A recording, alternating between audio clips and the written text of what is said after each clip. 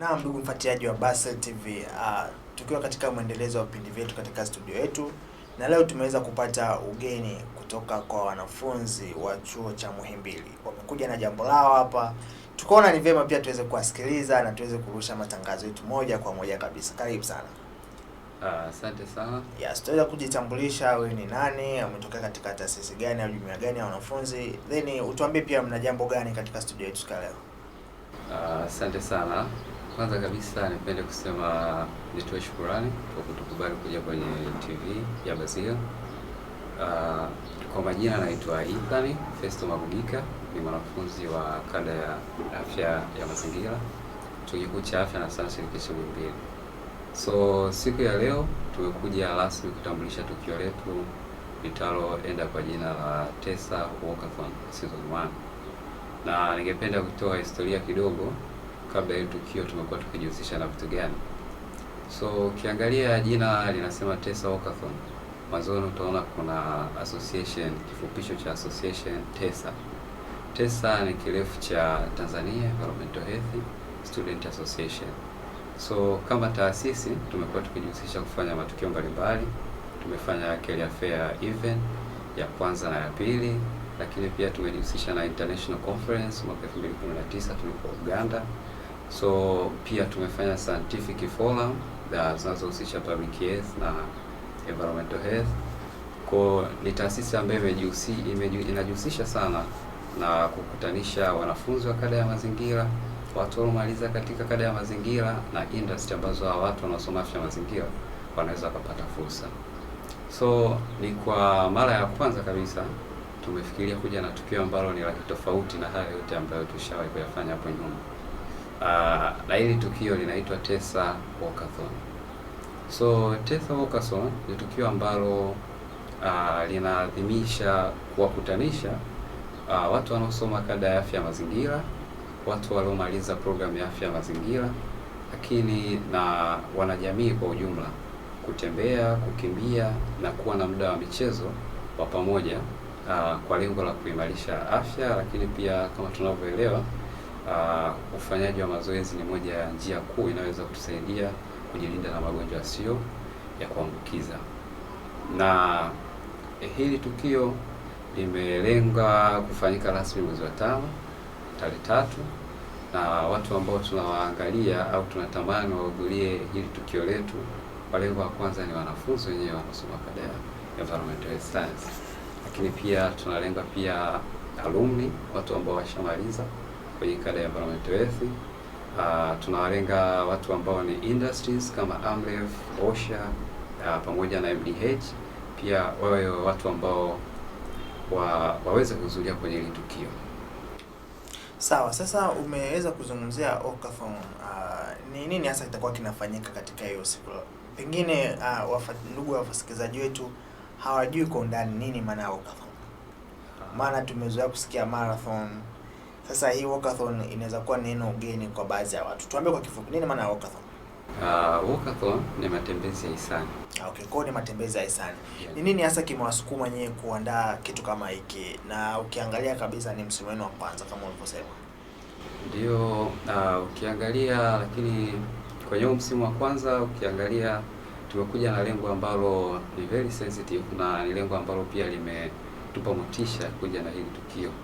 Na lengo kuu ni kwa ajili ya kuboresha upatikanaji wa huduma za afya kwa kina mama na watoto. Na hii inatokana na taarifa au data ambazo zipo kwenye nchi yetu mpaka sasa hivi. Data zinasema wanawake 524 wanafariki pale ambapo maisha ya watoto 100,000 yanakuwa yamesaidiwa. Kwa hiyo unakuja kuona tupo kwenye rate ambayo ni kina mama wengi sana wanapoteza maisha, na ukifuatilia sababu zinazopelekea hivi vifo ni sababu ambazo zinaweza kuzuilika kama ikatokea wapo watu ambao watakuwa tayari kusaidia.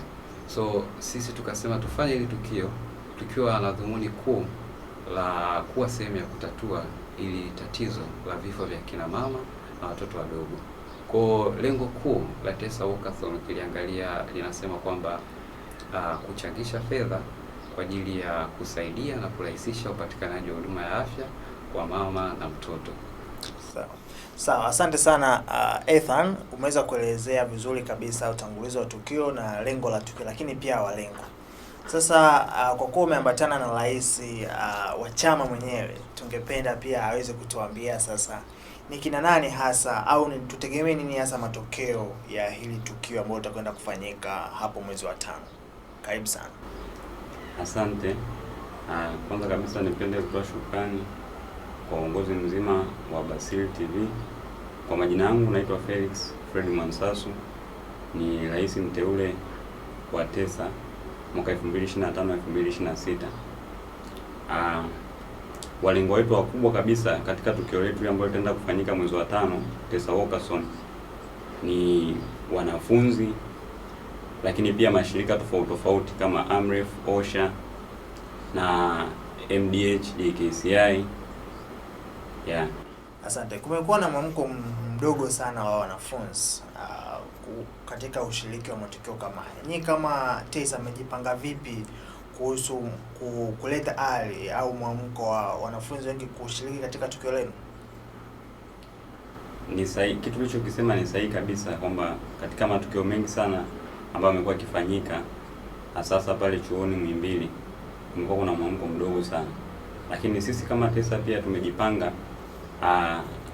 kwa namna kubwa sana katika branding, lakini pia kuhakikisha kiwango ambacho kinawekwa katika kujihusisha na hiyo event ni kiwango ambacho ni affordable kwa kila mwanafunzi.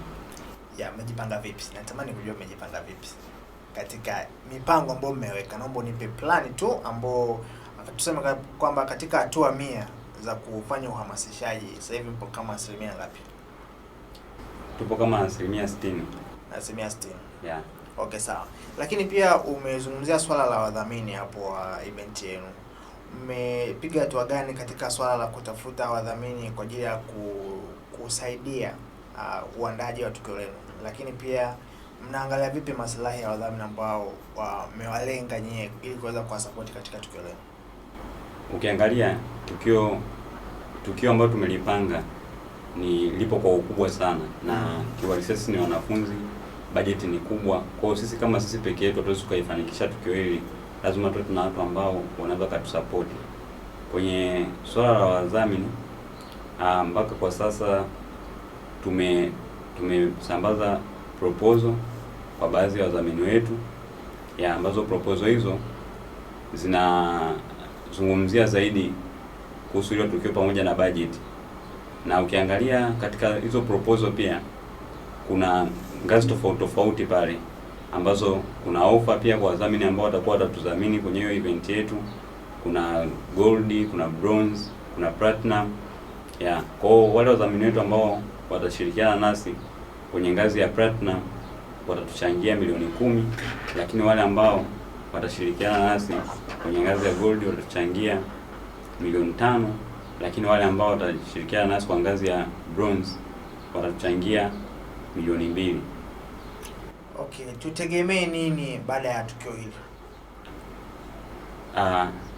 Tukio hili hapa linaenda kugusa kabisa Tanzania, moyo wa Tanzania kabisa. Kwa maana gani?